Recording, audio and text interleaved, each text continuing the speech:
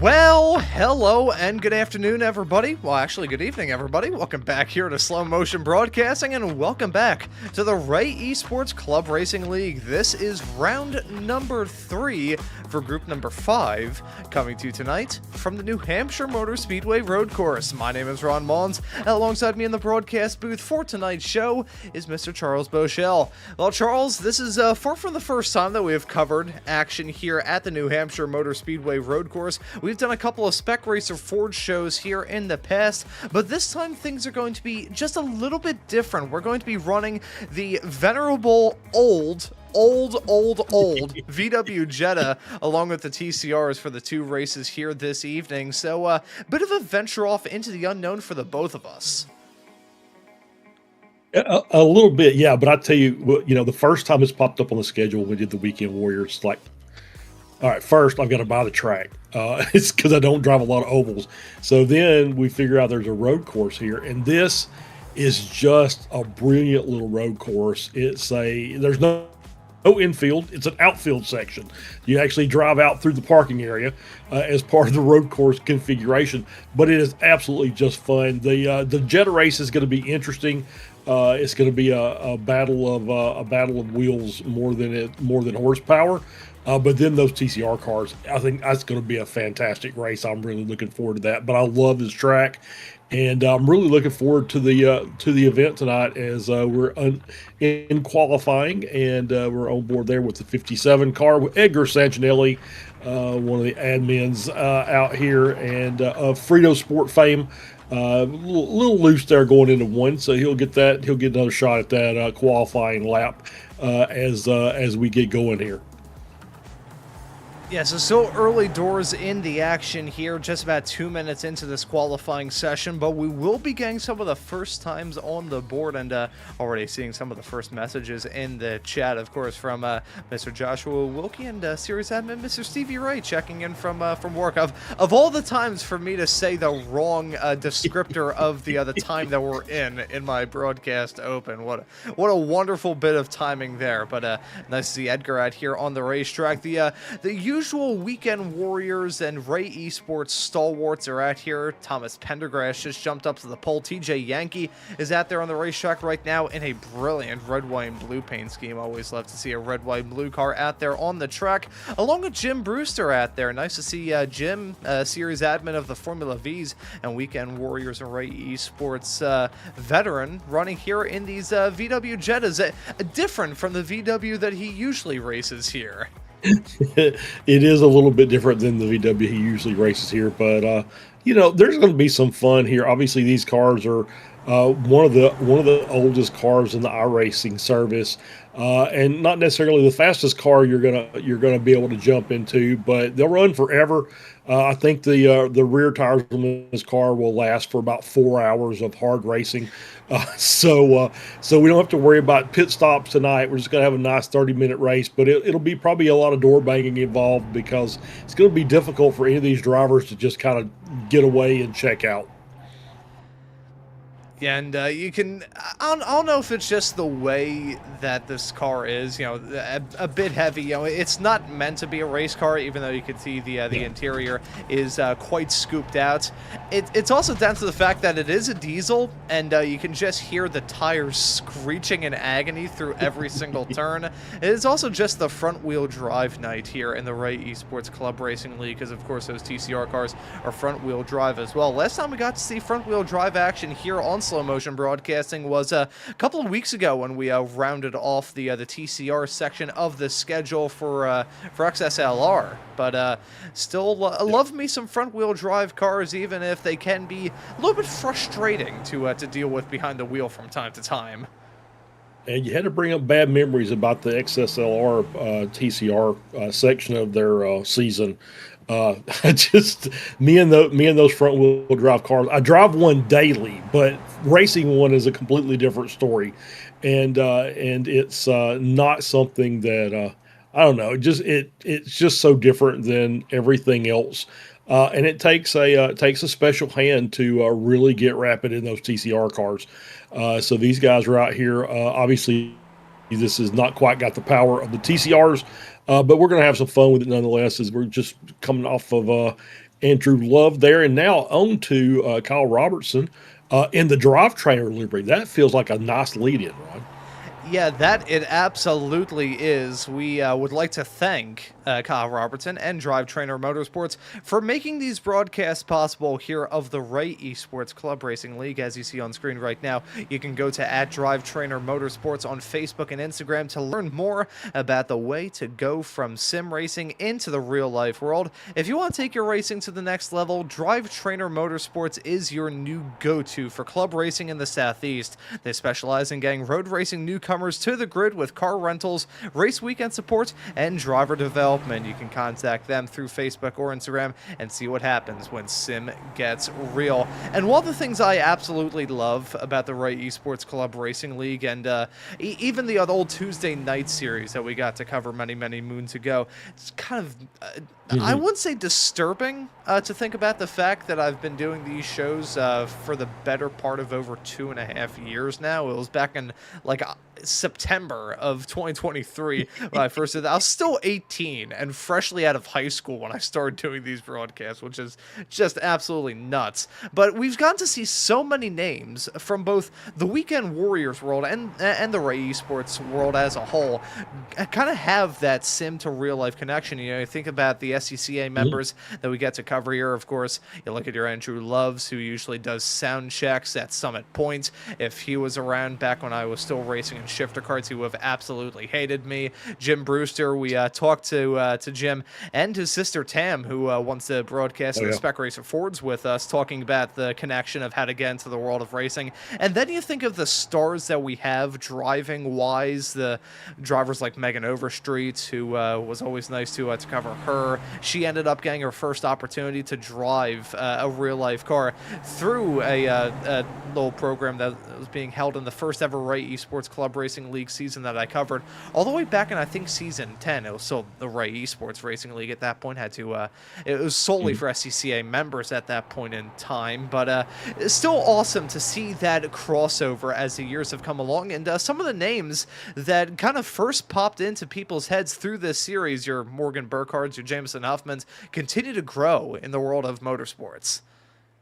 Yeah, absolutely. And just not to leave anybody out, Josh Justice, obviously a real-life spec racer driver, and is very active in both the Club Racing League here during the week and the Weekend Warriors on weekends. And I think other names like Skip Brock Jr., who comes in and races periodically. Also another one of those, Miles Crabb as well. So some of my local guys will kind of bring their names up. But yeah, it's so much fun to see our real life racers out there competing and really enjoying their time in the sim with drivers who are just strictly sim drivers. And you said Megan. Loved watching Megan race. Very, very good sim racer, and just so happy that she got the opportunity to get out and drive a real life race car. Now she needs to come back and do some more sim racing with us. That's the next step, is getting to come back and hang out and do a little racing. Yeah, and we're coming up to a pretty historic milestone in the Weekend Warriors and Ray Esports community. I think at the start of next month, I'll have to get the exact dates to share on some of the final broadcasts of this season before we head off into Season 2 of 2026. I believe we'll be approaching the 3-year anniversary of the first ever Formula Ford Weekend Warriors race, which just so happened to be on the same day of the first ever time I got to broadcast a Spec Racer Ford race, which was subbing in for you in commentary duty there, Charles, with our old pal Tim Cox as lead commentator at that point in time.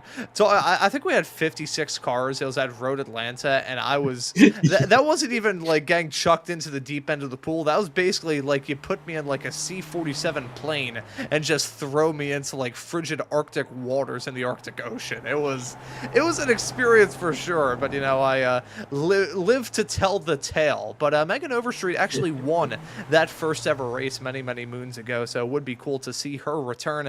But we've also got some absolutely amazing racers on the Formula Fords, and you can catch the action of the Formula Ford Weekend Warriors every single Sunday, once again here on Slow Motion Broadcasting, thanks to the lovely sponsorship of Frederick Sorley and FilmBuild.no.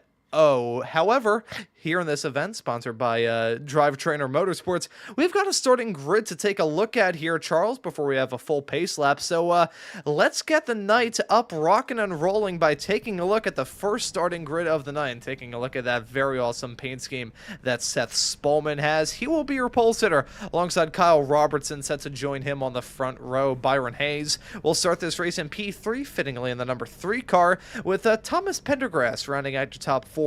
Row number 3 will be Jim Brewster next to Freddie Weaver, with Joshua Justice and TJ Yankee rounding out row 4. Your top 10 will be completed by Zach Miller and Joe Cicchetti, and that rounds out your top 10. Yeah, Dennis Daniel starts in P11. Chuck Lolano outside of row 6 and 12th. Edgar Santinelli starts in 13th alongside of Andrew Love. in P14. P15 is Michael Kelly. Wayne Buttermore starts in 16th, and Joaquin Effinger starting in P17. Shotgun the field. So nice 17-car field. This is a tight, well, I'll say tight. It's not really that tight. It's a small track, so 17 cars is going to feel like 40. So we're going to have some fun with it tonight. It's going to be fast and furious, or slow and furious, maybe, for the Jets. Brisk and furious. I'm trying to think of how we can word that in a good way. Quick and angry. Yeah, quick and angry. Yeah, there we go. So as we're lining up here, we're waiting on a car. I think we're waiting on Kyle Robertson to jump in, our sponsor, waiting to the last minute as per usual. So no, I'm kidding there, Kyle. But so he's out on the thing. So let's while we're doing the pace lap, let's do a ride along and just kind of lay out the track for everybody as we get rolling here, as we'll take off with Kyle Robertson on the outside of the front row. The slow run down into turn 1. So we're taking the oval straightaway. We cut out a chunk of the actual NASCAR 1 and 2. We'll kind of dip down into the infield section here. Do a little left-right action. That's turns 1 and 2. We'll jump back out to the NASCAR oval for turn 2 of the oval, turn 3 of our track, as we make our run down another, decently long straightaway here, down into turn 4, which is take us outside the track itself and into the parking area. So we'll make this nice right-hander there through 4, up the hill, through 5, and we're going to run down, and you're going to get some nice scenery, nice overlook here as we head down into turn 6 and 7. And it's going to be a very, very tough little left-hander coming back. You see a little bit of camber in the track, but you see Kyle running a little wide there. So already trying to get those tires, maybe a little bit of heat in them, scrubbing them a bit as we head up the hill into 7 and now down into 8, and we get through the trees here. And then we'll run back down off of the incline into turn 9 and then into turn 10, which is our right-hander right here. And this will take us back into a small little strip of the infield of the track, which will lead us back into turn 11 and 12. And then we got a nice little run. Watch out for that pit wall. We've seen cars bounce off that during the race. And there is a lap of the track, and we're getting ready to go green. Yeah, and the green flag flies. The drivers are on their way, and we're racing here at the New Hampshire road course. Pretty even keel start for both of our front row sitters. Pretty much your entire top 4 as you're now going to fan out to single file racing. Seth Spolman, Kyle Robertson, P1 and P2. Thomas Pendergrass really feeling some pressure from Byron Hayes, who for some reason just has a completely paste gray race car at the moment. That number 3 car looking quite plain Jane at the present moment, but the racing is anything but. As you can see, the drivers hopping the curbs and heading their way into the outfield. Is still Seth Spolman leading this field over Kyle Robertson in P2, but now we got to keep an eye on Robertson as they head their way off through this bank turn for the first time at speed. This was that section that we saw Robertson slide off on during the formation lap, so keep an eye on that throughout the racing action tonight. Yeah, it looks like he handled that quite well once they got up to speed, and so we're heading down to the second half of the circuit here, back down the hill into 9 and 10, and back onto the infield section. Still Spolman leading. Started to pull a little bit of a gap there as Robertson is losing him just a little bit, almost a second. I'm not sure. Obviously, I don't think the draft is going to affect these cars very much, but you've got Spolman leading the first lap, Kyle Robertson in second, Pendergrass in third, then Byron Hayes in that primer gray. Could not quite get the labels on it before we started racing tonight. So he's just running the primer, and he'll get that all nice and pretty for the next race, I'm sure. As we got a couple of slowdowns, TJ Yankee, Joe Cicchetti, and Wayne Buttermore, as we are already seeing some drivers maybe flirting with the track limits just a bit, so they're going to have to work that off. Yankee has already done so. Cicchetti and Wayne Buttermore, they'll work through this slow section. That got it for Wayne, and Cicchetti still trying to bleed that time and finally gets that done. Yeah, so everybody able to get the slowdowns taken care of, but still got to worry about that throughout this race. That's the thing with Rovals. It's quite easy to abuse the track limits. You think of this track, very easy to pick up slowdowns. You think of the Charlotte Roval, very easy to pick up slowdowns there. Even the Daytona road course is a bit of a pain in the hind end for some competitors, as you're going to see a lot of drivers look like they're heading down in pit lane. There's a small little box that if the drivers run past, iRacing will make it seem like they are coming into the pits, and it'll flash that up on screen. I will assure you folks that we will not be seeing everybody come down pit lane every single lap. If we did, I would have to wonder what kind of volleyballs were put into the other fuel tanks. But keep an eye on Spallman, who's still leading, with Robertson and Pendergrass now starting to fan out into a side-by-side fight.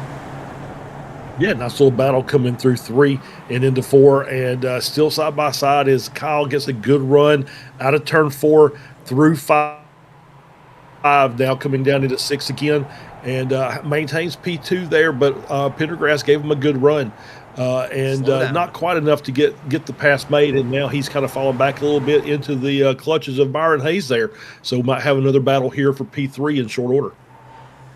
Yeah, so Thomas Pendergrass actually suffered a slowdown all through the first chicane, so Roy losing out on some time, at least to the top end of the circuit, but making it up as he headed his way back onto the infield. Fantastic run out of that chute. Now you can see that gap has closed up big time, only 0.3 of a second between Robertson and Pendergrass in this fight for the final podium spot. Byron Haynes still looking to try and find any way in the book to get past. So once again, another slowdown here for Joe Cicchetti in the number 11 car, the Frito Sport Racer, running in P10 at the present moment. Now, these slowdowns are not only a bit of a pain in the hind end to just try and maintain pace, as Jim Brewster, I think, had a sideways snap hang out of the turn. We'll have to take a look at a replay of that soon. But with the slowdown, you also have to consider those so irritating, I think is the right way of putting it, incident points. Yeah, absolutely. I did hear that there's a 20 incident limit for tonight's race, and then it's an automatic disqualification.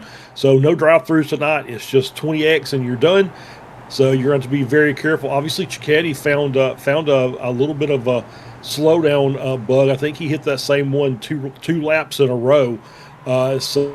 So obviously his line needs to be adjusted just a little bit as they work their way down into 9 and 10. See Brewster falling back to P7. He's right behind Josh Justice and Freddie Weaver, who I believe got by him during that little sideways spin. I'm sure that Ron is efforting to find a replay of that, if at all possible, as we'll continue on here watching Jim Brewster navigating the course, still running in 7th place. He's got a good run there. He's looking to the inside. No go there just yet. Is he going to hang behind Justice? And here comes the replay as we're coming out of there we go. That was not necessarily a spin. That was a little bit of a bump there from the 229 car, Freddie Weaver. Just dipping to the inside, and two cars converging on the same point of the racetrack. You see him trying to cut that corner, and Jim was already there looking to apex it on the curbs. And once again, contact between those two cars. Luckily, with the good thing about the front wheel drives, it's easy to correct the spin. Just floor it. You'll be fine. It'll straighten itself right back out.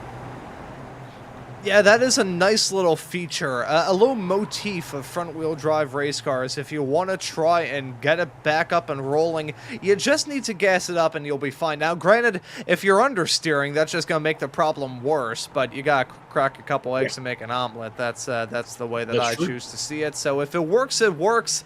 The hind end of these race cars are basically there just so the cars don't look ridiculous, but hey, again, if it works, it works. Want to take a look at the gearbox shot of Freddie Weaver? Not bad. Time for me to do that. Josh Justice sending it down the inside to turn number 1. Well, just going to note the damage on the front end of that race car, and it's maneuvers like that that make me wonder how he picked up that damage. I think I understand now. Yeah, maybe so. I think he was right behind Jim and Freddie when they had the contact last lap, and you do see the damage on the front of the car. And I was sitting there thinking about the momentum arrestor there at the end of the pit wall, the water barrels that are sitting there. And I think I did see, as I said, I think we've seen that be hit before. And I think it was Josh Justice was the one that hit it during, I think, maybe one of our spec racer races on the weekend. So I think that we'll hope that we don't see that again. But I think it was a nice two wide battle going through that section, and Josh just ran out of room and nowhere to go except into the water barrels. So we'll hopefully don't see that again tonight, but you never can tell. All these cars nice and clean, so once we get done, we'll start seeing this track is pretty good about having some really nice jumps. So we'll get to see the cars as we normally do with this series, and the Weekend Warriors being totally destroyed at the end of the race. Yeah, I remember one of the little first battle here is yep. Yeah, no, I was gonna say I remember one of the first broadcasts I did here for the Ray Esports series. It was back when they were on Tuesday nights, and it's Michelle Lynn going for an awesome jump in a Formula V, and that has always stuck in my head. I remember that being an absolutely terrible show by my standards, just for the simple sake that I had a crushing migraine throughout it. Oh, as Pendergrass going for the dive on Robertson, not gonna work at least for Robertson. He hops the berm, has to go for a trip across the grass, and Pendergrass able to jump his way up into P2. I did not mean that to be the segue that it was, but it worked, so I'll take credit for it anyways. It shows you that you do have to be a little bit scrappy to try and get the moves done here. Yeah, and it's is very much a because it's a single class, single make series. All the cars are pretty much identical.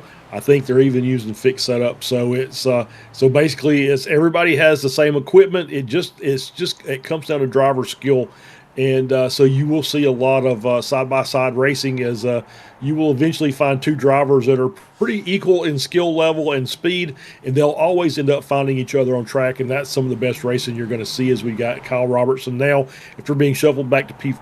It's got the slowdown, so caught that coming out of turn 3. So he's got to let that work off. He's got to just be a little patient with it. Also, Zach Miller running in P8 with the slowdown. So as you can see, got a gap from P4 to P5 of about 4 seconds, but you've got the front 4 doing battle. You've got the group behind as well from P5 down to about P10. Also within a half second to a second of each other. So still some very, very tight racing here during this race as we're hitting the 10-minute mark. Yeah, so already crushing our way through this race, a third of the way through it as we ride on board with Byron Hayes. So it's a fantastic view of this battling up in front of him.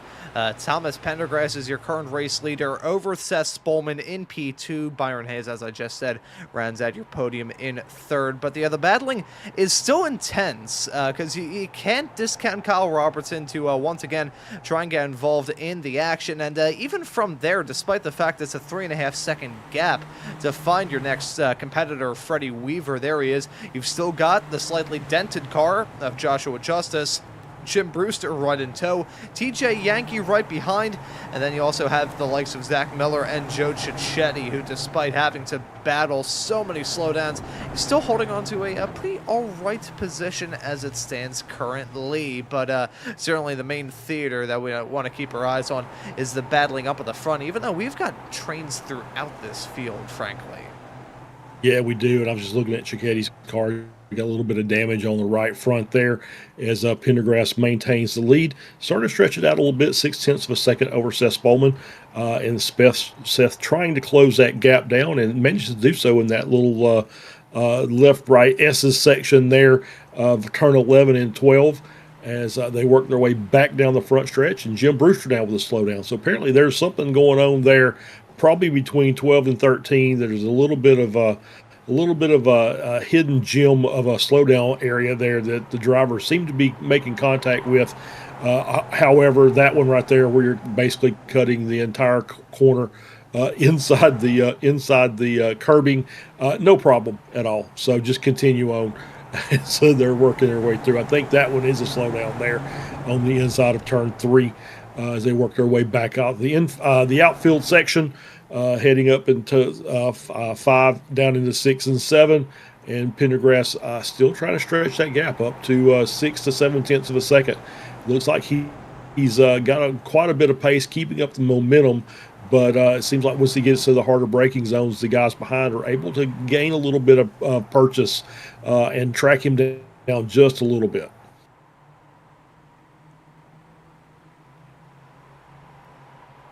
As you could just hear the cacophony of tires screeching around this track, that will still stick out to me. But he raised a good point about a lap ago, talking about not the tire screeching, talking about the drivers picking up the slowdowns and how common of an occurrence it has been. Right as we say that, Jim Brewster picking one up, heading his way off through the final series of turns. That's going to cause him to drop down to P10 as Zach Miller and Joe Cicchetti going to get a move put on him. But I could best describe it. It's like how in rural parts of America and the world for that matter, people would pan for gold. We're pretty much panning for cyanide with how easy these drivers are picking up slowdowns. It does make sense considering they have the yellow flag whenever they do pick one up, as Freddie Weaver, Joe Cicchetti, and Andrew Love, along with Zach Miller, have all picked one up just in this small little blip blab of mine. We've had 5 slowdowns in the past like 45 seconds. That is like a Lou Gehrig run of picking up slowdowns. Yeah, it really was. As you're talking about it, the yellow flags just keep lighting up. And I'm looking at our timing and score. I'm not seeing a lot of off tracks being lit up, so I don't know if those are actually going to be incident points or not.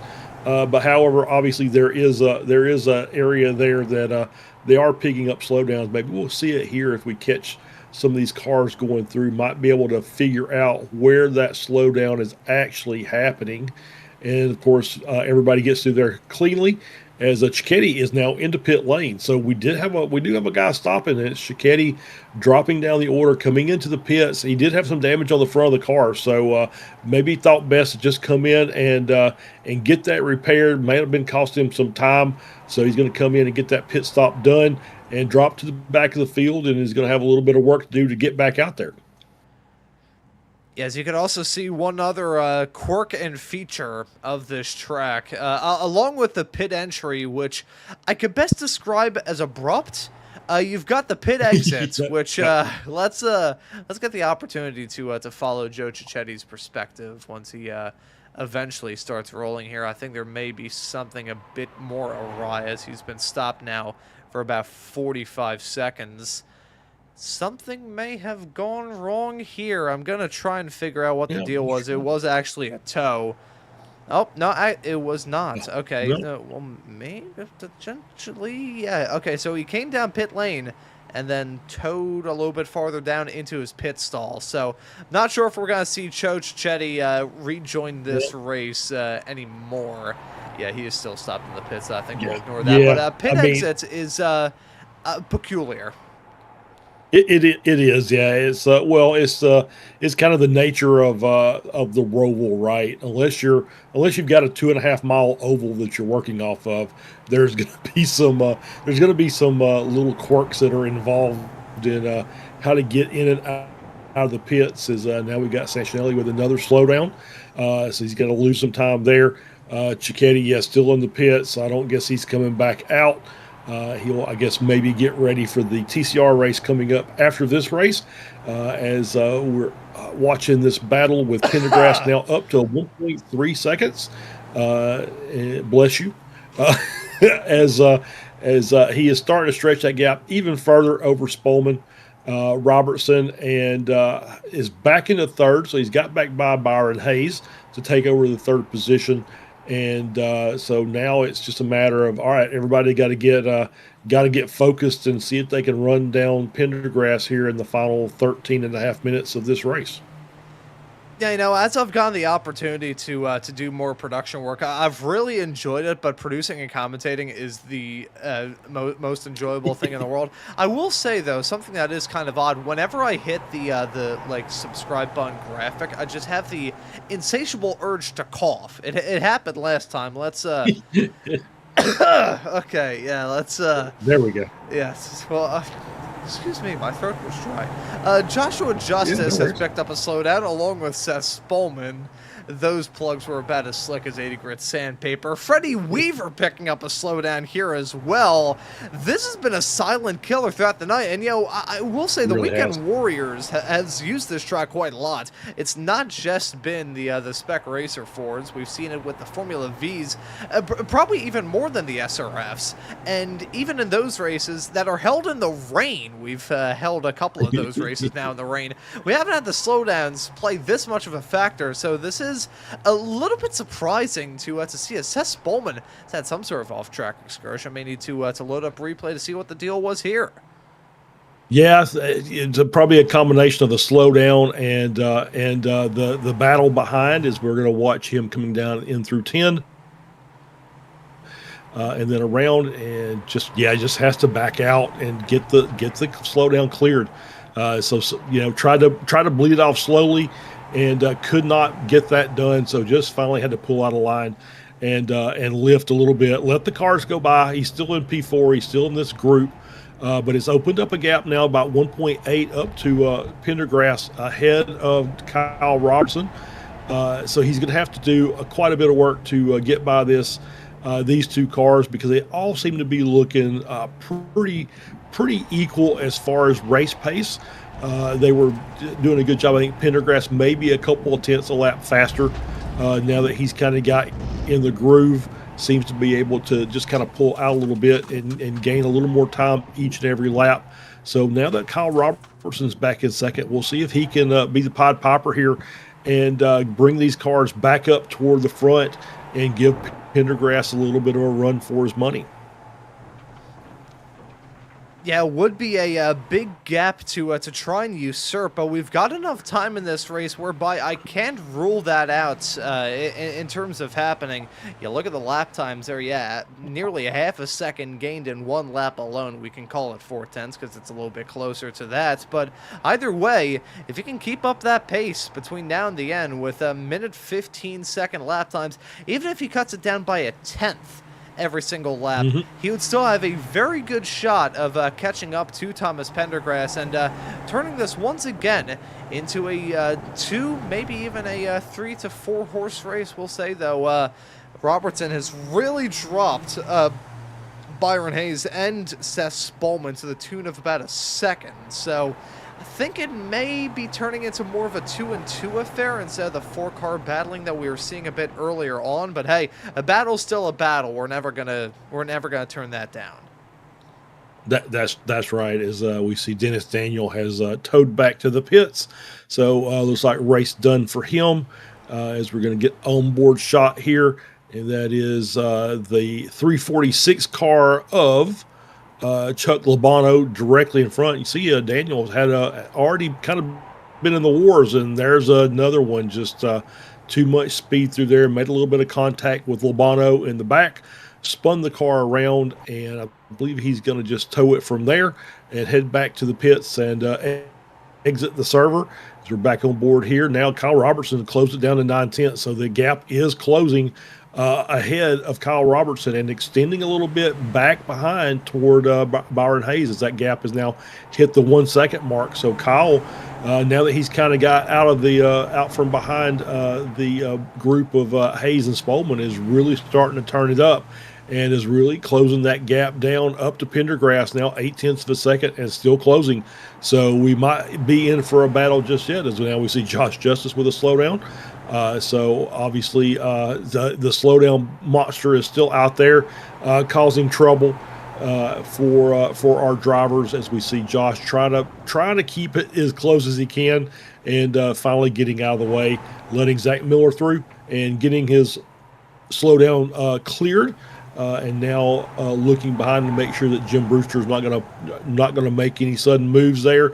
As Justice there just running a little wide, coming through out of 10 through 11 and 12, but manages to hang on to it and maintain that P8 position.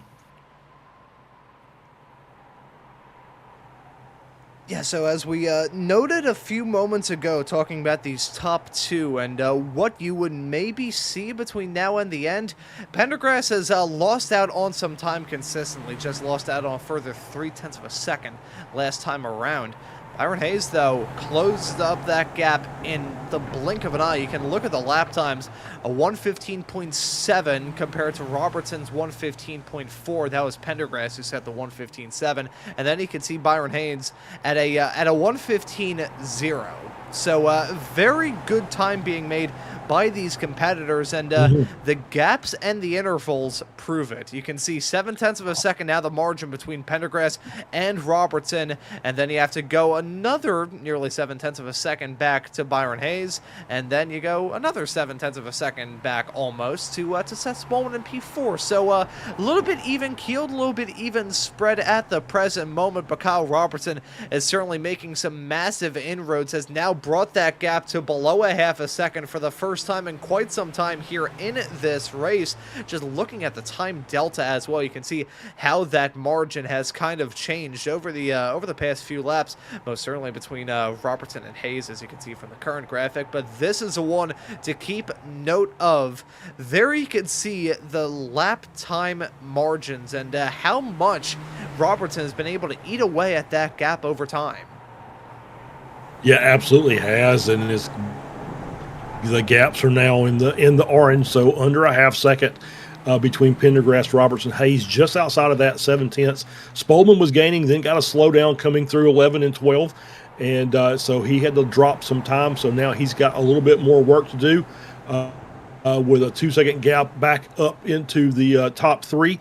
So he'll have to really hunker down here and focus forward. To try and just maximize his lap times. These cars will probably start stacking up, so there is still potential there for Spolman to make up the time, especially if these guys start deciding they want to race side by side for position.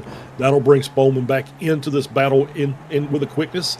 As also watching Freddie Weaver's time was also a good time last time by, was matching the front group's pace. So just unfortunately, he's already 6.5 seconds back. But he is trying to close that gap down. I think it's come down at least a second over the past 5 laps. So it's so there is more cars behind with some pace that are looking to maybe move forward, but it's going to be a tough road back there for the likes of Weaver as we get a little bit of lap traffic. I believe that's Joaquin Effinger that these guys are lapping. It's either him or maybe Wayne Buttermore. So we'll see who that was as we go around. But that color of brown reminds me, the 700 car of Joaquin Effinger. That just the burnt orange of Texas, as I believe Joaquin runs a lot of Texas-centric liveries. Yeah, and you can see the star on the helmet as well, and this gives me an opportunity as we get into the end of this race just to listen into some of the sights and sounds of these cars, because they have a wonderful note to them, especially if you are a librarian. It's absolutely fantastic. The tire screeching definitely sounds like a herd of irate cats, as here we go. Kyle Robertson trying to get a move done on Thomas Pendergrass side by side through the first chicane, skating around on basically bicycle tires, still trying to find any way to get past as Byron Hayes bit off a little bit more than he could chew there. It's the inside curb heading off through turn 3 that's really caught some racers out, but Pendergrass still holding on to that top spot. Robertson right behind in tow, looking at that gap, basically bumper to bumper, wheel to wheel, and door to door. Will we see it fan out into side-by-side racing? Let's find out as here we go. Robertson once again closing up through the bank turn. Pendergrass up 3 spots from where he started. Robertson trying to make up 1. This is going to be a gigantic fight at the end as time is running out. Only 4 minutes left to go in this race, and about 0.4 of a second, the gap between your top 2. Yeah, as we're closing this down, I believe it's going to be 3 to go at the line. So 3 more laps once we get to the start-finish line, and just see nothing in it. 0.3 of a second now, the gap between P1 and P2 as both Pendergrass and Robertson head down the front stretch in that run down into turn 1. Obviously, slow down at this point of the race is really going to hurt, so you got to be really on top of it as we see a little loose corner there for Robertson coming through turn 1, kind of losing the rear bit, gets it caught back up, but the gap still remains at 0.3 of a second, so he's got to be very careful to keep that car in check. And all these drivers do, because now we got a battle now for P3 and P4 with Byron Hayes and Seth Spolman. Both those cars getting slowdowns over the last couple of laps, and so now they've got a nice two-car battle there. So we see this battle here with Josh Justice and TJ Yankee. This is the battle for P6. As you see, just ahead there is Freddie Weaver in 5th position. So this is not over with yet as well. A little bit further back is Jim Brewster. Zach Miller 5 more seconds behind that. So Jim has an opportunity to get involved in this little battle as well, as we have a nice little 3-car battle here between Chuck Labano, Andrew Love, and Mike Key. As we see, I think that's Key running. Oh, it's Love running a little wide there off the track, and still going through the grass, doing a little bit of landscaping there, helping out the New Hampshire officials, getting some of that grass trimmed up. And now has the slowdown to work with, and we still side by side between Santinelli and Labano battling for P10. And you see Santinelli with the inside run there, able to hang on to that. Oh, sorry, that's not. I'm sorry, that is Labano with the inside run. Santinelli on the outside, very close again. You see that tire barrier, or sorry, the water barrel barrier looming large, as now Kyle Robertson with a slowdown. So that's going to hurt him, as he was side by side with Pendergrass heading down into turn 5. Sorry, 6 and 7. My bad. Yeah, he was trying to find a spot to get the move done, and it worked out for him briefly, but that slowdown going to send him back once more. Still in P2, he's been able to serve that slowdown, and we're coming to the white flag this time by, so just one more lap of racing action here at the New Hampshire Motor Speedway road course, and it's Thomas Pendergrass and Kyle Robertson essentially on an island of their own, looking to battle, scrape, and claw for the first win of the night. Here's Pendergrass coming to take the white flag, and he takes that white flag with a 3.5 of a second gap to himself and the Charger. Kyle Robertson in the 215 car trying to start this race on the front row and finish it up on top. Here we go as they head their way through the chicane for the final time. Slow down city. They avoid that drama like the plague. Now though, this is a section that called out Robertson 1 lap ago. Will it happen once more? We ride on board with Pendergrass, and look at Robertson's line. It looks like he's very tight there. Super tight, keeping it side by side. Robertson pulling out to try and get the move done, but just stalling out on the momentum as they head their way up the hill. Now through the outfield section, Robertson looking to close up that gap once again, side by side, and nearly touching bumper to bumper and door to door. Now Robertson has a few more opportunities left to try and get this move done, so it's certainly advantage Pendergrass, but if these two happen to run into troubles, look at Byron Hayes and Seth Spolman to maybe pounce as well. But here we go. The fight is on. Pendergrass, Robertson closing up that gap. Robertson trying to attempt the old boot scoon boogie NASCAR style through the infield of turn number 3 and 4 on the oval, but it will not be enough. Thomas Pendergrass gonna grab the win here at New Hampshire. Wow, good run at the end there. Good battle between Pendergrass and Robertson, all the way down to the checkered flag as Hayes comes across in 3rd. Spolman finishing in 4th. Freddie Weaver and Josh Justice, TJ Yankee, Jim Brewster. Just great battling all up and down. It was been just a fun battle. You got within a half second of a car, and it was game on. And saw lots of cars fighting hard. There's Andrew Love trying to make the inside run, coming outside, coming from the infield, but not enough to pick up that spot. Labano gets P10, but a nice battle there as well. So, yeah, it was fun to watch. That was a really exciting race, as we've got Kyle Robertson on 2 wheels. So here we go. And we're going to get a replay here. This is Byron Hayes, and this is coming through 3. And then up the hill and over. What a nice jump there. And is he going to stick it? Wow. Where did he come from? Kyle Robertson from Orbit. I'm not sure what the heck that was. No! I know what he did. Oh, I've never seen anybody do that. Oh, my goodness me. Oh, I never thought I would see that, but Kyle Robertson sending his Jetta off to the moon. Oh, ladies and gentlemen, if that doesn't give you a reason to subscribe and hit that notification bell so you can see some flying Jettas here in the Ray Esports Club Racing League, I really don't know what does. I'm that excites me for what we're going to see at the end of the TCR race with an extra couple hundred horsepower. We might see we might actually see him. We might have to call SpaceX to get clearance for some of these cars at the end of this next race. But great battle here in the Jettas. Very exciting start to our doubleheader tonight. And let's get our race results up. Should be ready to go, and we'll run through those, and then we'll move off to our second race. As Ron is furiously typing, there we go. Thomas Pendergrass, your race winner. Byron Hayes finishing in second. Seth Bowman finishing in third. Okay, so Freddie Weaver fourth, Josh Justice fifth, TJ Yankee sixth, Jim Brewster seventh, Zach Miller eighth. Chuck Labano 9th, Andrew Love finishes in 10th, Edgar Santinelli 11th, Mike Key in 12th, Wayne Buttermore in 13th, Kyle Robertson finishing in 14th, and I believe I saw a black flag on the screen just briefly. So he ended up with a black flag somewhere at the end of that last lap, and of course that is a 40-second penalty. So unfortunate for Kyle there to drop all the way down. Joaquin Effinger finishing in 15th, Dennis Daniel 16th, and Joe Cicchetti rounds out your 17 car finishing order.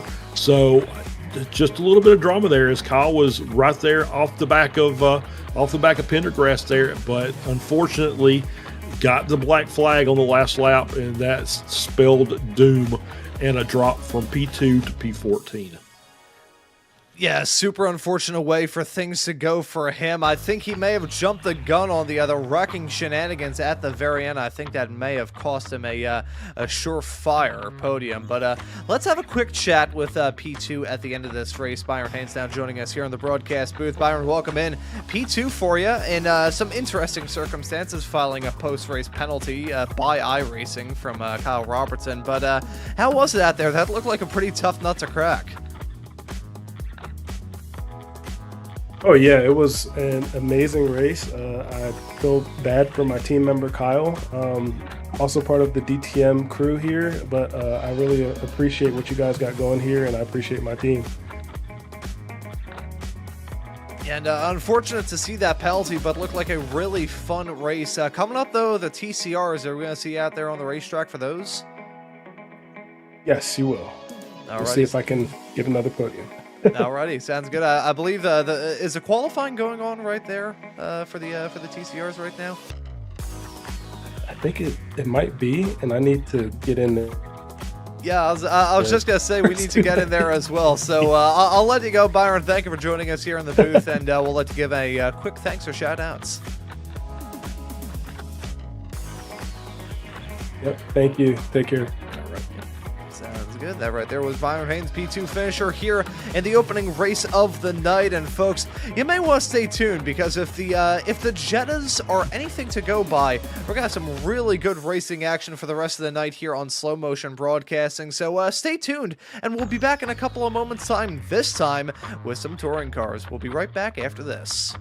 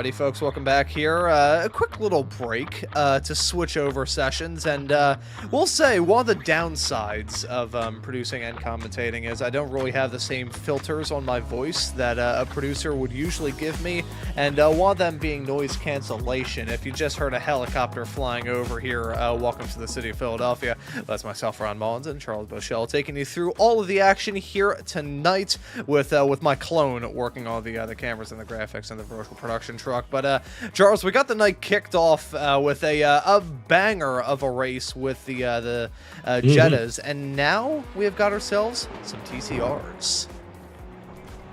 We do. Let's add some horsepower. Let's add some downforce and some slick tires, and let's do it all over again. As we see Ian Anderson now currently sitting on pole, as we're already in the qualifying with the 109 flat. So obviously you can see quite a bit quicker in these cars than we are in the Jettas, with Chuck Labano in second, Seth Bowman third, Jim Brewster, David Finch rounding out your top five. So yeah, pretty much the same thing that we had last time. Same course layout, just once again some faster cars, more downforce, but still gonna be pretty much standard fare from what we saw. So lots of side-by-side racing, lots of good battles, as we are still running fixed setup. We do have I believe a plethora of car makes and models out there on the course, but obviously the TCR class is homologated, so they're all pretty much pretty close to the same thing while we're out there. You're probably going to have some different handling characteristics of these cars. The Elantra seems like it's a bit better on power. Our Honda drivers, obviously with that short wheelbase, is going to be a little bit nippier through the corners. So we'll see how it all shakes out. Of course, the venerable Audi, the tank of the TCR class, that just seems like would go forever. So we'll see how if there's an advantage to any of these particular car makes, but my guess is probably not significant. However, with the top four are all Hyundais, so that should tell you something. I was looking at Jim Brewster jumping up to second a few moments ago here in this qualifying session. Fantastic point that you bring up, though, there, Charles, talking about the different cars. Even though you've got two different Hyundais, they're two very different cars. I personally like the way that the Veloster looks compared to the Elantra. The Elantra looks like an motor vehicle, but it's quick. So that's the reason why pretty much everybody throughout this field is driving it, apart from driver who just got a actually no, that's another Elantra. I look at the front end, I'm like, oh, is that my beloved the Veloster? Nope, it's the Elantra. Every single time. Nope. It is always the Elantra. Thankfully, we've only got one Honda, well, one type of Honda, I should say, the Civic, and the yes, one type of Audi. Is it the A8? The A3. The A3 or the S3. S3. It's the S3. See, yeah, Audis to me, like, yeah. I'm not sure. I think it's just a thing with German cars, and I say this as somebody with German ancestors, so if I get haunted tonight and don't have a good rest, that's not ideal, because I have to broadcast a full-length Indy 500 tomorrow night. But when it comes to German cars, they always seem to be, like, named with the same naming conventions that, like, a fax machine would be. We will call it S because it is a sedan. So yes, that is my they poor must all German, look the same, and they must all be uniform and no. easy to document. Exactly right. Exactly right. Germans and their efficiency. We'll say it like that. I think that I've never driven actually I take that back. I've never driven either one of the Hyundais. But definitely different characteristics between the Veloster and the Elantra. But we talked about the XSLR season that I am participating in as a driver, and I drove the Honda TCR, the Honda Type R. During that, and it's not the fastest car in the world. It's not going to matter here on a short course like this, but it is quite nimble through the corners. So somebody with a little better prowess in these front wheel drive cars is going to do quite well with that little Type R. Yeah, one thing that I am very happy about switching over to these TCRs is we actually have some nice little camera packs. I remember these were some of the first cameras that I ever made for the very first time, and they look pretty nice. The Jettas, there's not too much that you can do with the Volkswagen Jetta, considering that car. I'm trying to think now. When would that car have been brought out into iRacing? Would have been part of base content from launch? It's gonna be one of the very early ones. It's gonna be, the Solstice, the Jetta, cars like that. So you're talking about probably early 2000s, if I had my guess. No, well, let's try early 2010s. So very early in the iRacing process. I'd have to go look, but if you go look at the files, it'll give you a number, and that was when it was issued out to iRacing. So I think we're over 200 cars now, but my guess is the Jetta has got a pretty low number in front of its name. As we're still watching qualifying here, about a minute left. This is, did I see multiple cars out there? Am I seeing solos? So this is not an open qualifying session. It's not. So this will be the last minute. Get your lap in. If you don't get it done now, it'll kick us out, and we'll roll over to our race session. No qualifying overtime today with the solo qualifying setup.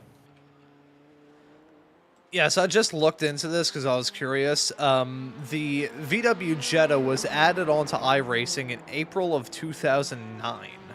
Wow. So, yeah, it's been around for a very long time. It has served a very venerable life. And what's scary to think about is the fact that I was not even in preschool by the time that car was brought out, which I mean, I absolutely adore it. It is a goofy vehicle, but I'm somebody who adores, goofy vehicles. My actual car that I drive on the road, well, when it isn't, we're not buried under 12 inches of snow like we have been for the past couple of days here in the city, or just the winter period. Whenever it's not like 65 degrees, it's under covers, but I, drive a old 1985 Oldsmobile Cutlass that I absolutely love. So I'm somebody who always likes some joke cars, and the Jetta, a bit of a joke in the iRacing world, but the best kind of joke. We absolutely adore that race car. But let's switch away from talking about the Jetta and my time preschool. I used to be thin, and then I got fat. Let's take a look at your starting grid here for tonight's race. It's going to be Ian Anderson starting from the pole. Jim Brewster going to join him on the front row. Very nice lap time from Jim to put himself in second. David Fench will start in third. Next to him will be Chuck Labano from the Frito Sports stable. Seth Bowman will start in fifth. Next to Kyle Robertson in sixth. Zach Miller will be in P7 with Edgar Sancinelli in eighth. Dennis Daniel will start this race in ninth with Byron Haynes running after top 10. Yep, Josh Justice will start in P11. Joe Cicchetti starting in 12th. Charles Bowley will start in 13th. Mike Keefe 14th, and Joaquin Effinger will start in 15th. So lost a couple of drivers, but still 15 cars on the grid for tonight. Still going to be a really good race. And just for those out there listening, this is how the odd pair of Ron and I do things. He was talking about he was in preschool when the Jetta came out. Well, when his car was new, I was a sophomore in high school. So that should tell you something. Let me, I'm trying to see if I can even find a photo from like April 2009 me. There's a photo of me and my dearly departed mother in matching sweaters, and let me see if I can actually find this photo. I'm having to go deep in through the archives here, so this may take a moment, but as we have this slight lull in the action, I want to thank all of you for tuning into this broadcast here on Slow Motion Broadcasting. We'd like to have a good time here on SMB, and if you want to have a good time with some absolutely amazing racing action, you can find it week in and week out here on Slow Motion Broadcasting. Of course, we've got the Ray Esports Club Racing League and the Cookie Monster car starting from the pole. Later on tonight, though, we've got the Sim Racers Group Formula 3 Series. They're going to be running, talking about old stuff on iRacing, they're going to be running on the 2008 scan of Silverstone. the old start-finish straightaway, the old Grand Prix pits. That is going to be a really intriguing race, so you can tune in. I believe everything will time out, so you'll be able to catch the second race of the night, where Weekend Warrior stalwart Jason Green usually competes in that series. That was actually the series where I produced for the first ever time, all the way back in the summer of last year. And along with that, we've of course got the stable of Weekend Warriors action, Formula V's, Formula Fords, and Spec Racer Fords this weekend. And one thing that I will say, Charles, and this is honest, after coming off the back of that Jetta race, hearing like actual like audible engines is making me feel like my hearing has come back. Yeah, there you go. It's exactly right. We're starting to hear some actual proper race cars that don't have child booster seats in the back. So yeah, looking forward to this. And once again, we want to thank Drivetrain Motorsport for sponsoring tonight. Couldn't have done this without them. Without them, it wouldn't be possible. And of course, thanks to all the admins there in the Ray Esports Club Racing League, and our good buddy Stevie Ray, who is so kind to us, and we love working with them. So we'll look forward to this as we're getting ready to go green. Let's do 30 minutes of racing here in the TCRs. Yeah, let's get rocking and rolling as a green flag flies. The drivers are on their way, and we're racing once again here at the New Hampshire road course. A good start there from your pole sitter, Ian Anderson. Meanwhile, Dennis Daniel already up 7 spots from where he started in this race. Where did he come from in that number 3 car? Dream start from him. Rough start from Jim Brewster, as he's now struggling to try and remain inside the top 5 as Seth Spolman and Chuck Labano go side by side a little bit farther in the back. But Ian Anderson doing everything that he needs to do off the jump to try and hold on to that race lead, as everybody is shuffling for positions farther behind. This is pandemonium from the green. Yeah, it really is, and it's now Kyle Robertson getting that position back from Daniel, who had a great start, up 6 positions already. Got a really good run on the inside at the start of that race to make his way up toward the front, and little Honda is doing some work there, and it's got him and Robertson in 2 and 3. Oh, and there's a crash. That's Charles Bowley over into the tire barrier, and there's Seth Spolman also with some damage, and that is one of our Audi drivers, and Seth Spolman driving in one of the Hyundais, and two meatball flags, so mechanical black flags. Those guys will have to come down to the pits, and I don't know if they've got a fast repair or not. I think maybe they do, but we'll wait and see, as we're going to get a look here. Replay coming down into turn 3 and around. You see them side by side, 3 wide coming through turn 3, as you see the cars pushing and shoving, and then there's the 42 around. And where did Bowley get involved in that? We're going to get there. Is the 63 car just locking up the fronts, sliding out too much cornering there with the 11 fighting alongside as they work their way through, and it's up the hill, and it's top of the hill, golly. And there we go, and wow, what a flat spin by an Audi all the way across the track. Luckily, nobody else was involved in that. That was a very, very scary incident. Golly, we're going to take a look at this from the gyro cam. This may be slightly nauseating, so viewer discretion is most certainly advised. There's the classic TCR hip check. These are touring cars. It's always going to get a bit physical.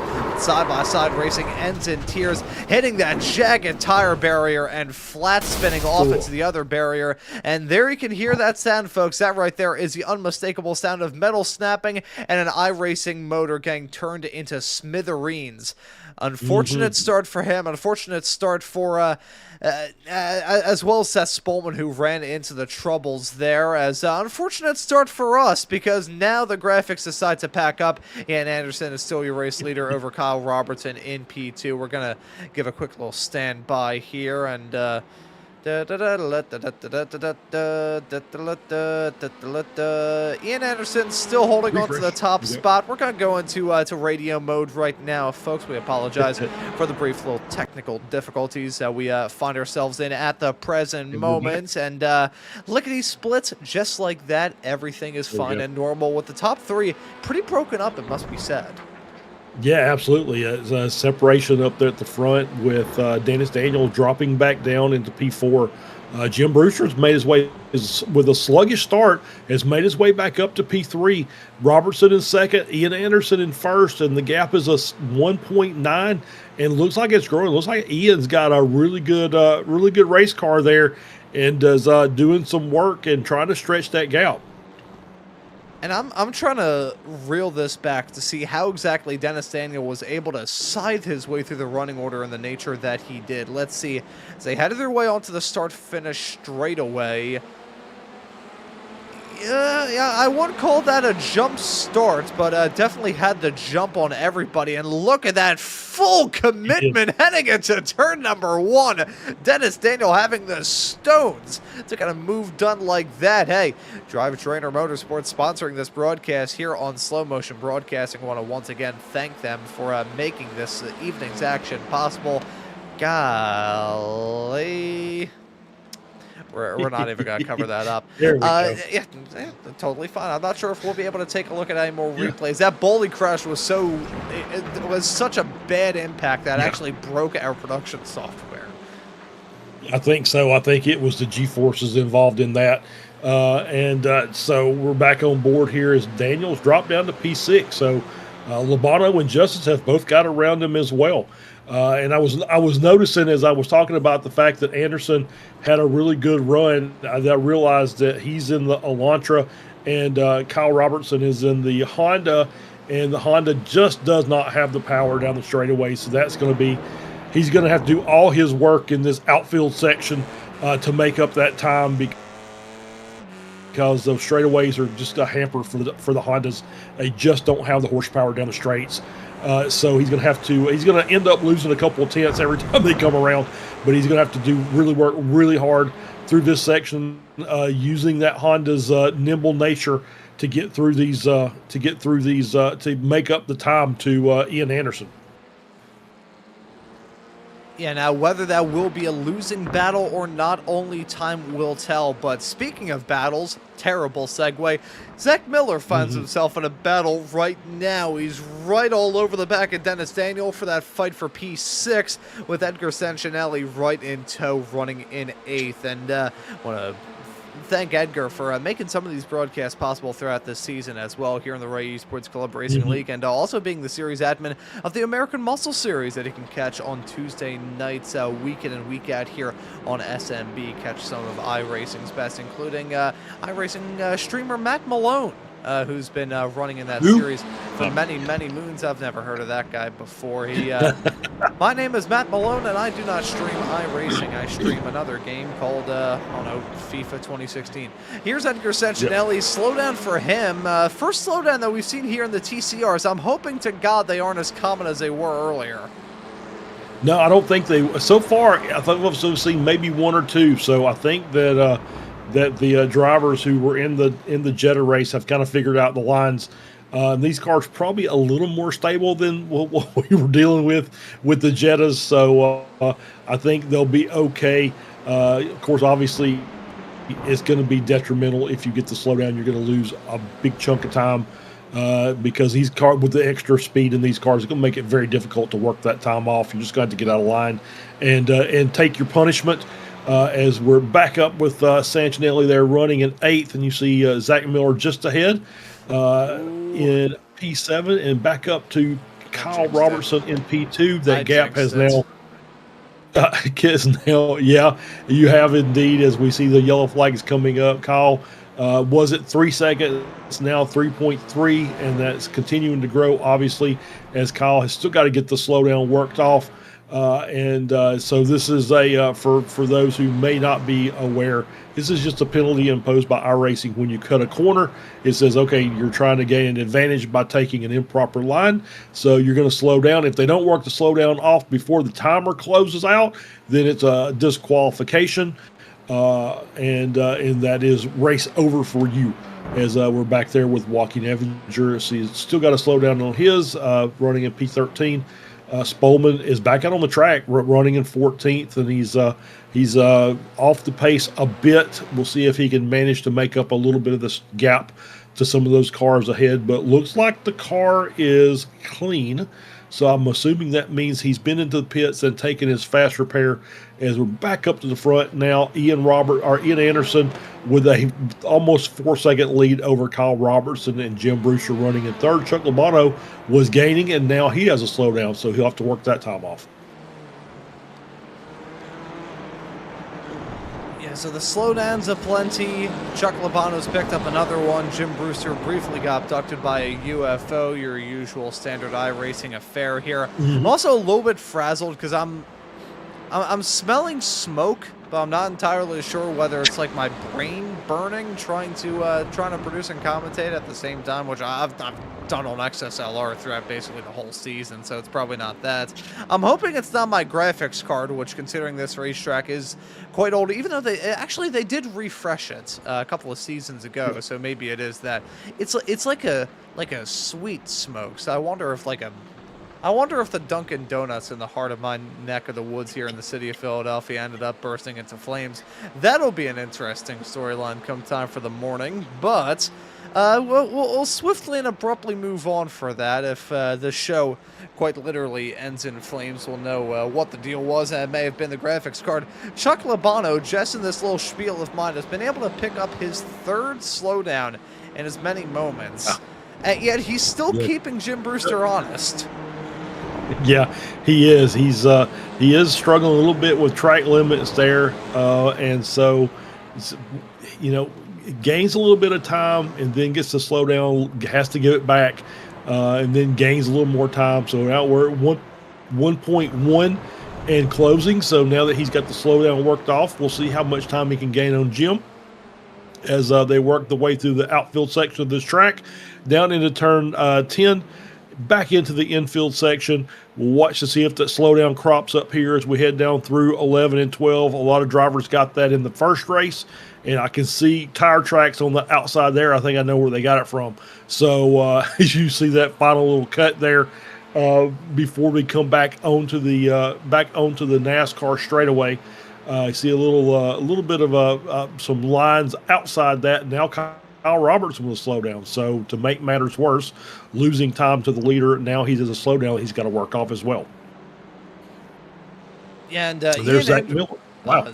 Zach Miller picking up a slowdown there. It's not even the commentator's jinx, it's the producer's jinx now. I put my camera on him right as he picks up a slowdown. Still has this battle with himself, Dennis Daniel and Edgar Sancinelli, although it may be a bit of a trickier road to try and serve the slowdown without any further incident. Sancinelli trying to weave a little bit to try and rattle the cage of Miller ever so slightly. This may turn into a two-car fight here. This is very sketchy stuff. Touch and go with Miller, who does get that slowdown served, but it did nearly cost him out P7 to Zach Miller. But hearing as well in the YouTube chat from Kerry Anderson, kind of giving a little bit of insight into why Ian Anderson is running that Hyundai.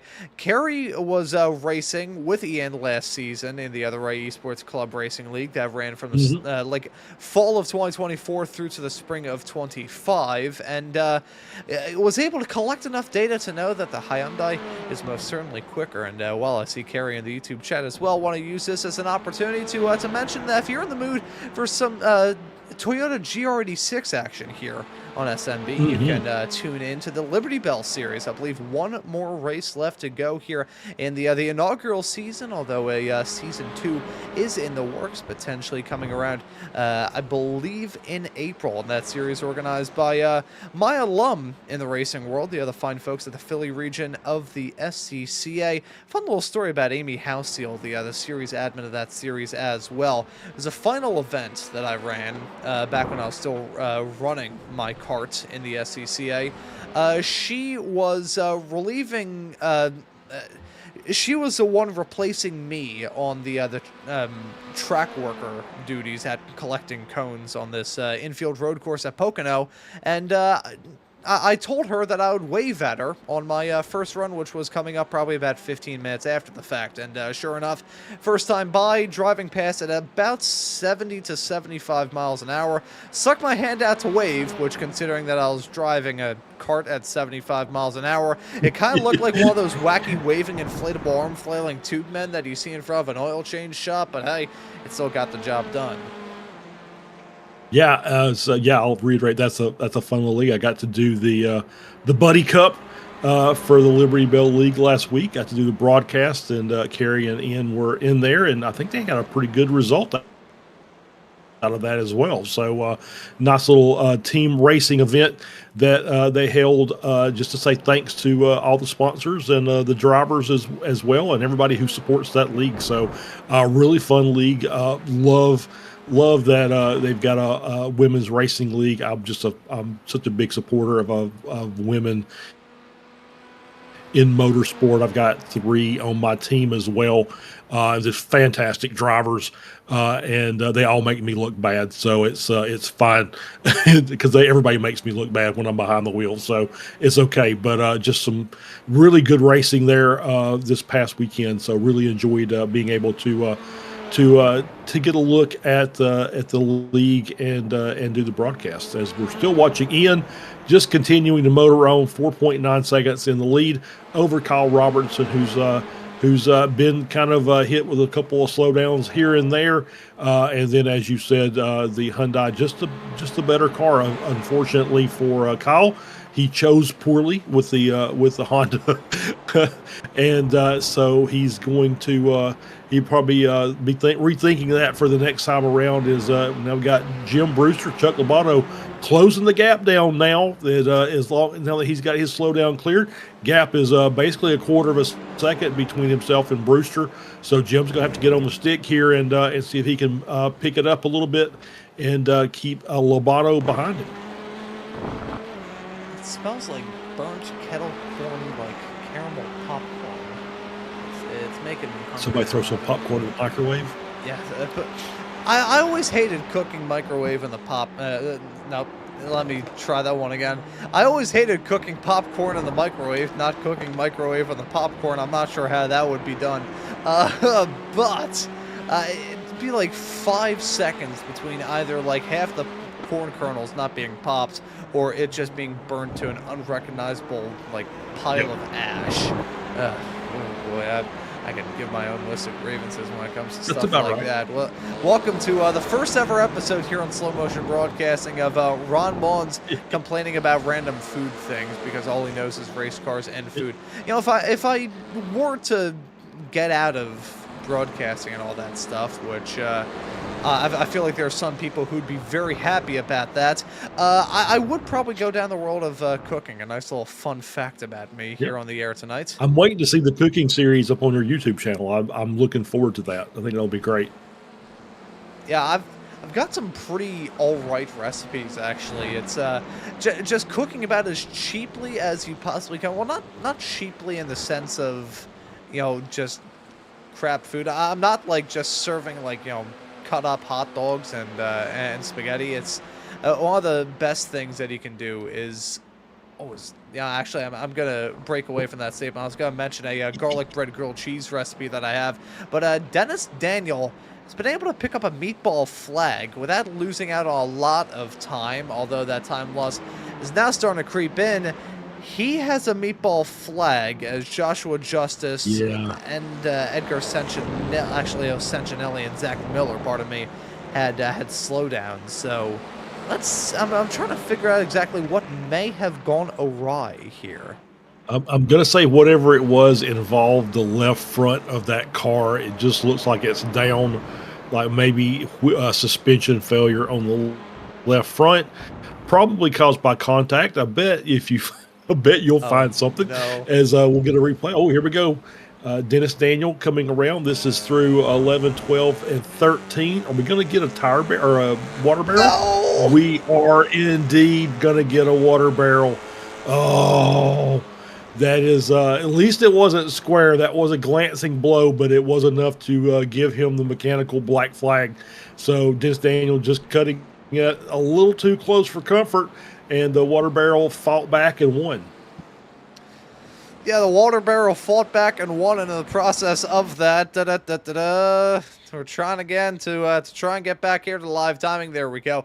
Dennis Daniel. Oh, that was so unbelievably tragic. Taking a look at that. Mm-hmm. See, as soon as we had done our first ever broadcast, he actually picked up a black flag as well. That's going to be game, set, match for him. Unfortunate after that dream start, things all coming to naught. But the first time we did a broadcast here, Charles, quite a long time ago at this point. I remember you warned me about those yellow barrels of unending peril and doom, and I think it said the previous time that you had covered a race here, driver stacked it up through there. That's the first time I've seen a driver hit that barrier, and I've never been more sad in my life.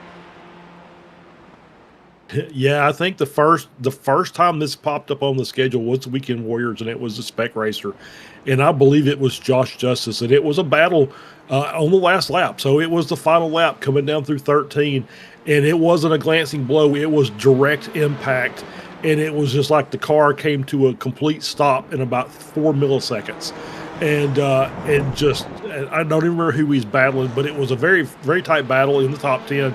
Justice was having a good run in that spec racer, and just completely destroyed the car. So no Pop-Tart from the front, just what they call deceleration trauma. It's not the fall, it's the sudden stop at the end. So it's exactly what happened there for Josh. But so glancing blow there for Dennis Daniel.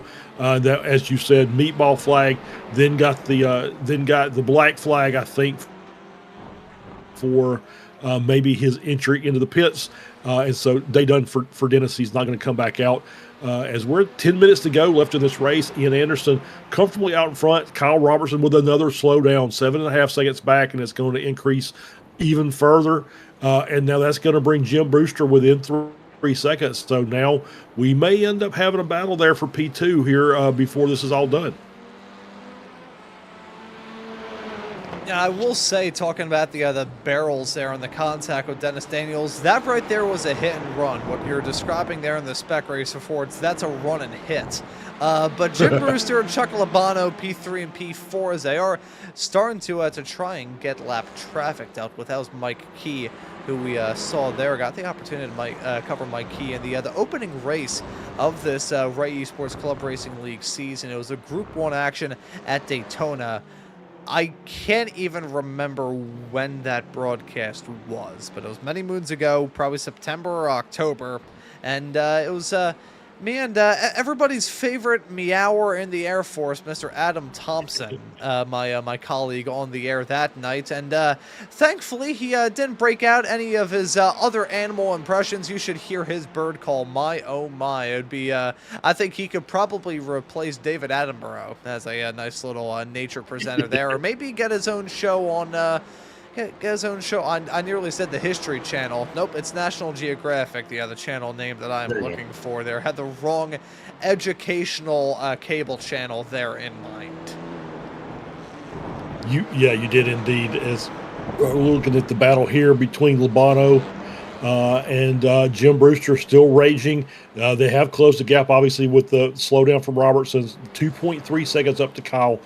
Jim still doing a good job of holding off Labano, but the gap is quarter second, and Labano is there and ready to look to see if he can make a move there, as we see Josh Justice sitting there running in fifth, closing that down. And these guys start fighting, and Justice will be up there in short order. So easy. I love Josh, the fact that just his car is blue and black, and it's just every car that we race, his is blue and black, and it's that Justice blue with a black trim and the big number 99 on it, which matches his real race car. So we love to see it. He's out there and having a good time. Always enjoy watching Justice race, as well as when we get a chance to have a conversation with him. It's wind him up and watch him go. Ask him a simple question. You get a 4-minute answer. It's a broadcaster's dream, and that's what I like about Josh, along with the fact that he's a really good race car driver as well. Yeah, super fast driver, very nice guy, and somebody who actually sponsored some of the earlier broadcasts here on the channel as well in this season of Ray Esports Club Racing League action. But he's running in 5th at the present moment. Bit of an under-the-radar drive as things have certainly settled down in this race compared to what we saw in the Jettas, but still having a good time, and hopefully all of you are enjoying the action and the commentary here on SMB. If you are, happy to hit that subscribe button and the notification bell so you never miss out on any of the action. The action won't even end tonight here, as later on we have got the Sim Racers Group F3 Series running at the other Silverstone 2008 layout. That's coming up just about now. I believe they're soon to go live with the racing action there. That series is always an absolute treat. Charles, you were on the call for that series for the first 2 seasons of it being broadcasted here on SMB, and those SRG drivers, most of them based on the West Coast where the Sim Racers Group location is at, it's really put on some good racing.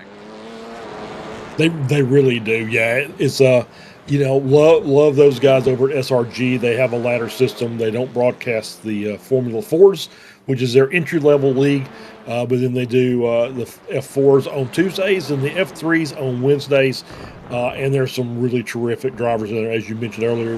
Weekend Warrior, Jason Green, one of the admins in the Weekend Warrior League, races over there, and usually does a really good job. He's up there battling for race wins, but they've got some really good drivers, so not always up the front, because they've got a couple guys out there that are really, really quick.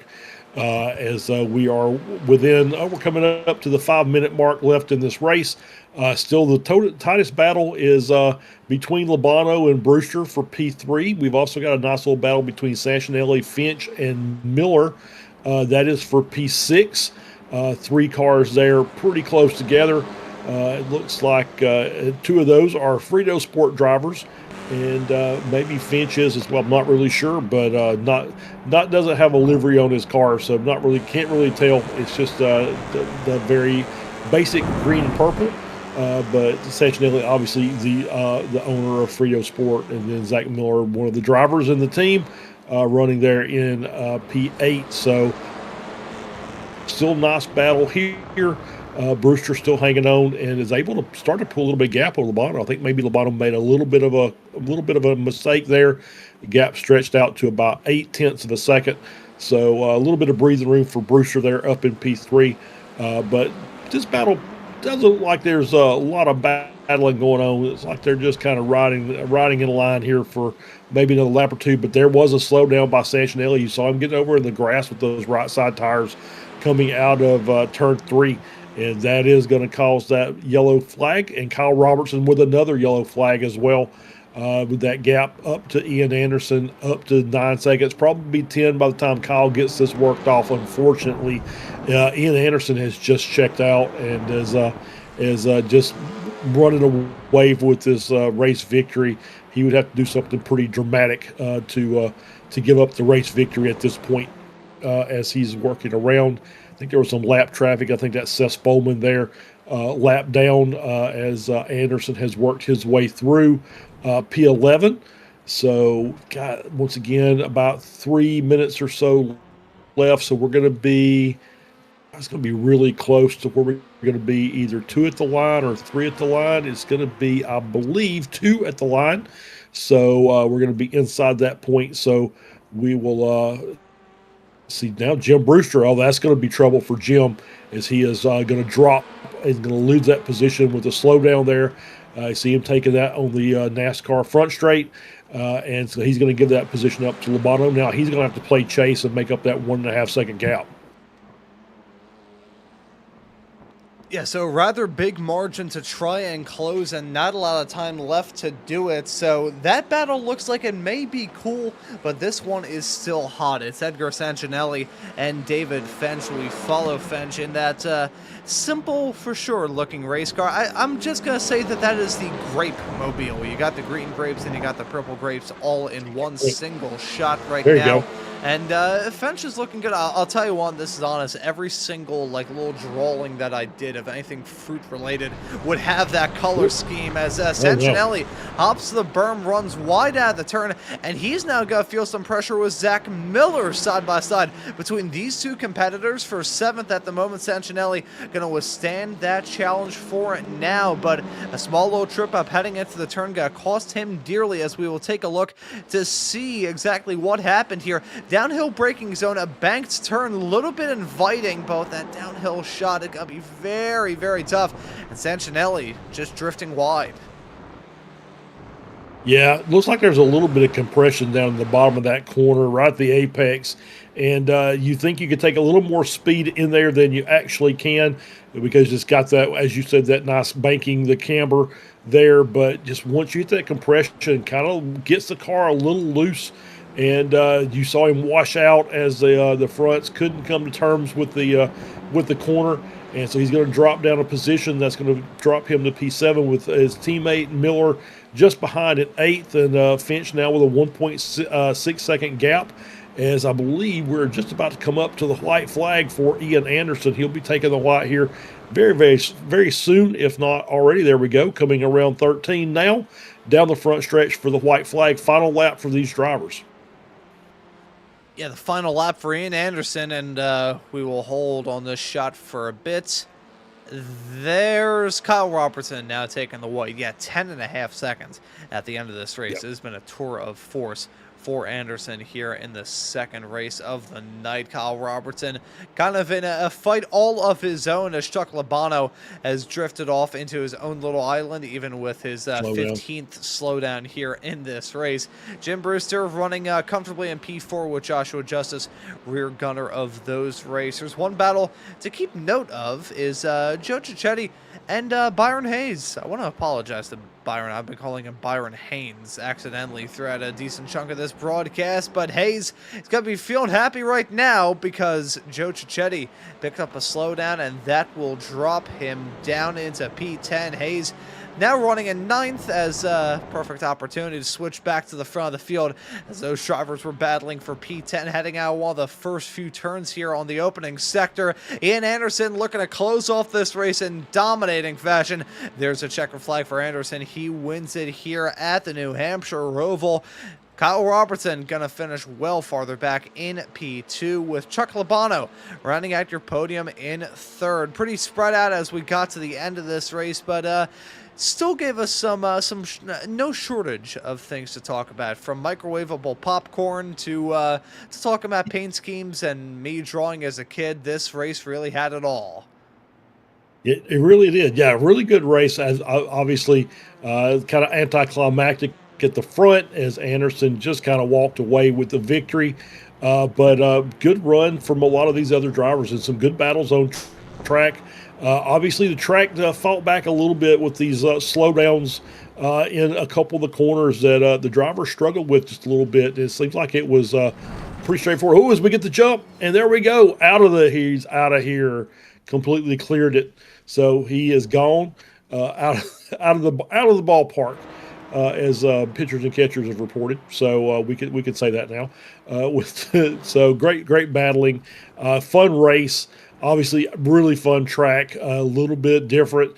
Obviously, that track doesn't get run much, and I think the first time we ran this was the first time it had been run in an official series. As we see the car leaving the planet in the background, as we get free Edgar there with the standard jump over, and he is sticking the landing. So great job. So right side up on all fours.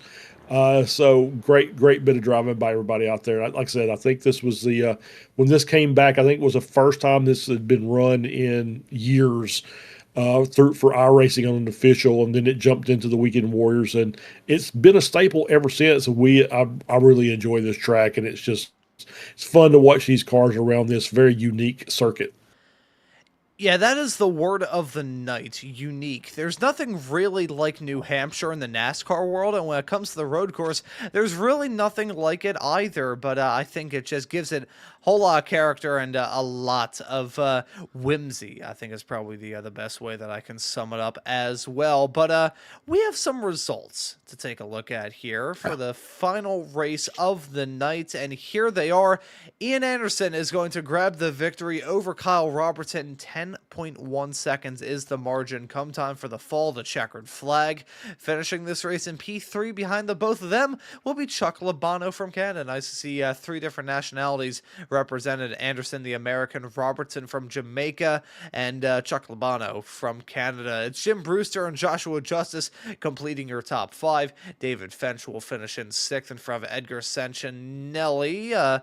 Finishing this race in seventh, Zach Miller will be in eighth with Brian Hayes, Joe Cicchetti completing your top 10, and Seth Spolman, Mike Key riding at the drivers that actually grabbed the checkered flag.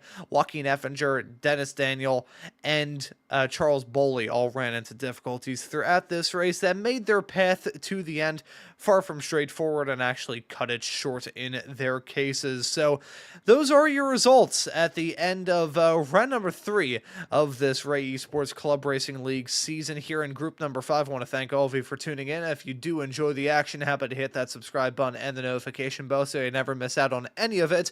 But Charles, I'll pass the mic off to you to get the interviews up and rolling. Who do you want to have a chat with?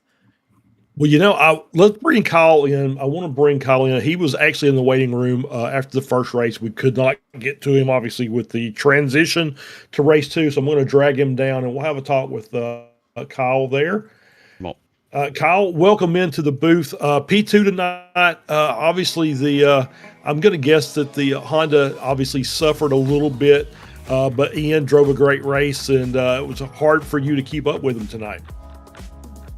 Yeah, Ian had us covered. He's lightning quick in the TCRs, like I was telling him just now. It's like always a fight for second when Ian's in the race. I mean, kudos to him. It's always fun though. Yeah. So you finished in the first race. You crossed the line in second, but I believe you got a black flag, and obviously cost you P2, and I think you ended up classified as 14th. So black flag on the last lap. Not really sure where you got that from, but overall, pretty good night for you here at the New Hampshire road course. Yeah, that's weird. I don't understand. I didn't get a slowdown or anything on the last lap. But yeah, that's what I thought too. It's like it's kind of strange. Yeah, I'm not sure, but somewhere the SDK software said you finished P2, but then you were classified in 14th, unfortunately. But so what are your thoughts about this course? Obviously very unique with not really an infield, but more of an outfield here, driving up through the parking area. But it's a fun little track. I always enjoy watching the racing here, and it looks like all the drivers enjoy it as well. Yeah, it was. All right, it's definitely a different track with some character. I bought the track yesterday, and it's like you said, has an outfield instead of an infield, which I've never seen before. It's interesting, but I mean it's really enjoyable. It has its quirks with the all the elevation changes. I mean, I kind of like it. It is very challenging. Mm-hmm. Yeah, absolutely, Kyle. Well, once again, congratulations. Get to P2 tonight here in the feature race in the TCRs. But once again, we want to thank you directly for your sponsorship through Drivetrainer Motorsport tonight to allow us to come out and bring this broadcast. And so we'll give you the floor and let you give some thanks and shout outs and plugs and whatever else you want to do. Yeah, well, I gotta thank Andre and Byron. They're the ones who put this together for us to host this tonight. Andre's the owner of Drivetrainer Motorsport, and also have Drivetrainer Academy, which is our foundation in Florida, trying to teach just like a driver's ed thing, trying to teach people how to drive on the sim before getting into real life, trying to keep our roads safe. And our other sponsor, Me Shirts. Also want to thank my teammates that were in the races with me tonight, Byron and Dennis. We had a lot of fun. Dennis had a lightning start at the beginning of the race. That I need to go watch that back, and just thank all my other teammates. All the training we do to they say the saying steel sharpens steel or iron sharpens iron. That's kind of how we are at DTM, where we just keep making each other faster, and it's a really fun team. There you go, Kyle. Congratulations again on the P2 tonight in the TCR race, and we'll see you next time. And once again, also thank you for the sponsorship. So we really appreciate it. Yes, sir, guys. Take care. All right, have a good night. Yeah, and that right there was Kyle Robertson, our P2 finisher here in this race. What I suspect happened in the opening race of the night was he may have done the jumping shenanigans before everybody crossed the start-finish line, because once everybody comes across the line and finishes, everything is fair game. But if before then, if you are deemed by iRacing as having partaken of any sort of dirty driving, they'll give you a corner cutting penalty, and I think that may have been what happened to Robertson. Either way, it's a tough pill to swallow, but still rounded off the night with a good result. Let's stop and have a chat with our race winner, though, here in this TCR race. Ian Anderson now joining us here in the broadcast booth. Ian, welcome in. It's the race win in pretty comfortable fashion here in the TCRs. How was it out there for you? Oh man, the race was kind of hectic, so I was lucky to have a little bit of a gap at the start a little bit, so that was nice, so I wasn't under pressure right away. And just keeping it clean and consistent, and try not to overdrive the car and wear the tires out too soon.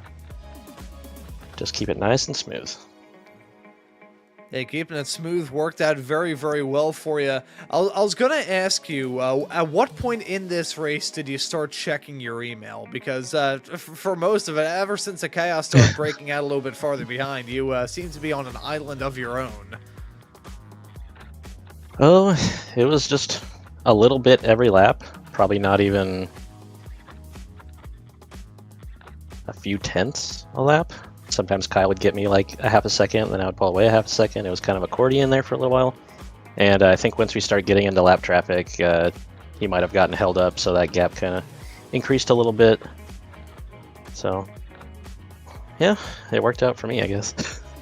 Yeah, it certainly worked out very, very well for you indeed, grabbing the win here. A comfortable fashion and able to celebrate well as well. But a pretty darn good race for you. I want to ask you about this track, though, because it is a unique ride in the world of iRacing. How do you enjoy this place? I like it because it kind of is tight and technical and just kind of high risk. And I kind of like tracks like that that really put emphasis on really pushing. So yeah, some high risk, yeah, some equally high reward. I think it's fair to say. Yeah, and brake boosting in the bowl corner. Yeah, that would do it as well. That bowl corner is a very, very odd ride, but I think I enjoy it. But it won't be until April 1st when this Group 5 action here in the Ray Esports Club Racing League returns. And now, considering the date that the event is taking place, I'm not sure if we will actually be running on the VIR full layout or not. If we are, though, what are your thoughts heading to that track in a little over a month's time? One of my favorite tracks, and I'm definitely gonna enjoy that one. Love VIR. Yeah, VIR is a super fun track. I enjoy it. Some good racing comes out of there, and hoping to see some good racing there. But Ian, we'll let you give any thank yous or shout outs before we let you go and celebrate. Oh yeah, thanks for putting this on, and thanks to Ray Esports and my wife for always supporting me, and that's it.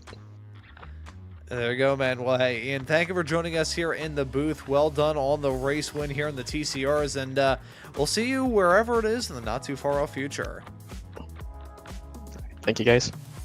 Thank you. you very much. That right there was Ian Anderson, race winner here at the end of tonight's festivities. Doesn't look like anybody else is going to look to try and have a chat with us here, Charles. So going to wrap things up at a track that will always be a bit of an oddity, just even looking at it there on the track map, but put on some pretty unique styles of racing, both the Jettas and the TCRs. Yeah, it's unique's the right word for it, but it's fun. Two really good races tonight, and was very enjoyable. Hope everybody out there enjoyed the race as well, and we'll look forward to circling back around in time for VIR, maybe backwards. Maybe we'll do VIR backwards. That'll be since we're on April 1st. We'll do it that way, and we'll just have some fun with it. Yeah, no, hopefully we'll be able to bring you that action in a little over a month's time. But Ray Esports action will be returning here. At the very latest, it'll be coming back on March the 11th when the Spec Miatas head to Sebring for round number 4 of the Group 2 cars. So that's going to be some fun racing to look forward to. That is going to be a wild one. I can tell you that with the utmost confidence. But we've got a lot of racing actions to look forward to here on Slow Motion Broadcasting. Just running through the quick schedule right now. Of course, this weekend we have got you booked with Weekend Warriors Formula V racing. That'll be at Okayama on Saturday at 2:30 p.m. Eastern Time. The Formula Ford Weekend Warriors are returning. That time is 1 hour late. It's actually 12:45 p.m. Eastern Time with the Formula Fords running at Silverstone. There's also the F3, the SRG F3 series running at the old version of Silverstone as we speak. Make sure to tune into that broadcast once we are done here. The Spec Racer Fords are also going to be running at Imola this upcoming weekend. That'll be at 2:45 p.m. on Sunday, March the 1st. Tuesday has the double feature as always, with the American Muscle Series continuing with their 7th round at Bathurst and the SRG F4 season finale coming up at Magny Cours. We also have the Liberty Bell Series, as I mentioned a few moments ago. The final round of their first ever season will be at Alton Park. That'll be on Sunday, March the 15th. On the 8th of March, you'll be also able to see 3 broadcasts with the Formula Ford, Spec Racer Fords, their season finales, as well as the XSLR season finale as well. So a lot of action to look forward to here on SMB. Gives you a darn good reason to subscribe and hit that notification bell so you never miss out on any of the racing action. I want to once again thank Drivetrainer Motorsports for making these broadcasts possible. Go to Drivetrainer Motorsports on Facebook or Instagram to learn more information of how to make your sim racing into reality. But as for this broadcast here, for round number 3 of the Ray Esports Club Racing League here at the New Hampshire Road Course, that will do it. So for myself, Ron Mullins, and Charles Boshell joining me here in the broadcast booth throughout tonight's show,